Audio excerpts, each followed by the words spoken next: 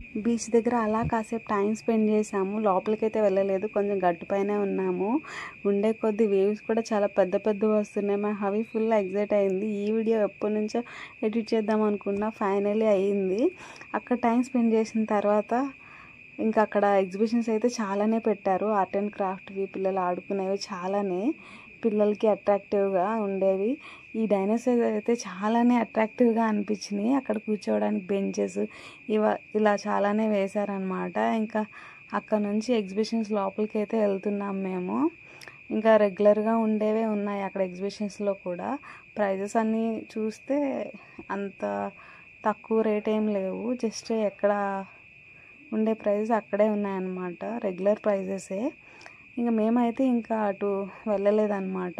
అవి ఇంకా ఇటు జైంట్ వీల్స్ అవి ఉంటే అటు వెళ్దామని చెప్పేసి అంది. మా హవి ఏమో ఆ పెద్ద జైంట్ వీల్ ఎక్కేస్తానని ఎగ్జైట్ అయిపోయింది. అది వద్దమ్మా, ఇది ఎక్కు అని చెప్పేసి హెలికాప్టర్ ఎక్కించాము. ఈ ఫస్ట్ స్టార్టింగ్ బాగానే ఎక్కేసింది, దాని తర్వాత 2 రౌండ్లకి ఇంకా చాలు అని చెప్పేసి దిగేసింది అనమాట. ఇలా అక్కడైతే టైం స్పెండ్ చేసాము. ఫుల్ స్టార్టింగ్ చూడండి ఎంత హ్యాపీగా వెళ్ళిపోయిందో.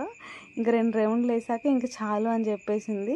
ఇంకా అక్కడ కాసేపు టైం స్పెండ్ చేసి ఇంకా అక్కడ నుంచి అలా వెళ్తున్నాము. చల్లగా గాలి తగులుతుంది కానీ ఆ ఉక్కపోత మాత్రం బీచ్ రోడ్లో అలా వెళ్తున్నాము. బీచ్ దగ్గర చల్లగా ఉన్నా సరే వైజాగ్లో అయితే చాలా చెమటలు పడుతూనే ఉన్నాయి ఆ రోడ్లో ఆ టైంలో. ఇప్పుడు కొంచెం ఇదనమాట పార్ట్ 2. ఇంకా మా బీచ్ వీడియోస్ చూసారండి, నా ఛానల్ సబ్స్క్రైబ్ చేసేయండి. Thank you for watching.